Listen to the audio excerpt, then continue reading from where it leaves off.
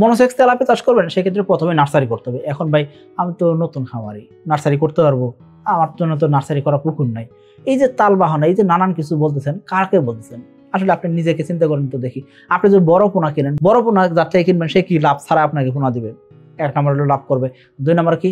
২ number হলো যে বড় পোনা কিনবেন সেই বড় পোনার কোনো গ্যারান্টি নাই যে এটা আসলেই জেনুইনলি মনোসেক্স তেলাপিয়া কিনা। তার মানে আপনি অবশ্যই মনোসেক্স তেলাপিয়া চাষ করতে চাইলে অবশ্যই কি করতে হবে? আপনি ২৮ দিন বয়সে পোনায় সংগ্রহ করতে হবে। ধরেন আপনার ব্রয়লার মুরগি চাষ করবেন, সেক্ষেত্রে ১ দিনের বাচ্চা সংগ্রহ করতে হয়। নাকি কেউ আপনাকে ১ কেজি ওজনের ব্রয়লার মুরগি দিবে। যে ১ কেজি ওজনের ব্রয়লার মুরগি দিছি, নিয়ে যাও, নিয়ে চাষ করে কি করো? ২ কেজি করে বিক্রি করো। এটা কেউ করে? এটা তো কেউ করে না। তো তেলাপিয়ার ক্ষেত্রে একই জিনিস। তো আপনি নার্সারি করবেন। এখন এই নার্সারির সময় আপনাকে অবশ্যই কি করতে হবে?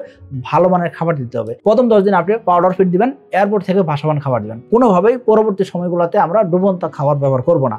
মাছ মোটামুটি যখন চাষে যাবে, অর্থাৎ ১ মাস যখন চাষ করব, মাছ যখন ৩০-৪০ কেজি আসবে, তখন আমরা কি করব? চাষের পুকুরে দিতে পারবো। এই চাষের পুকুরে দেওয়ার আগ পর্যন্ত মাছগুলোকে আমরা ৪ বেলা করে খাবার দিব। ৪ বেলা যখন খাবার দিব, সকাল ৯ টায় একবার দিব, দুপুর ১২ টায় একবার দিব, ২টা থেকে ২.৫টার সময় একবার দিব, ৪টা থেকে ৫টার সময় একবার দিব। এই যে খাবারটা আমরা দিলাম, সঠিক সময়ে সঠিকভাবে সঠিক পরিমাণে খাবার দিলে ইনশাআল্লাহ আশা করা যায় ভালো একটা গ্রোথ আনা সম্ভব। এখন এই যে নার্সারিটা কেন করব? নার্সারি করলে মাছের গ্রোথ সঠিক আসে, মাছ ছোট বড় হয় না, এবং কি মাছ যেই পরিমাণ ছাড়ছি সেটার একটা হিসাব আমরা পেয়ে মাছ চাষে দিতে পারি।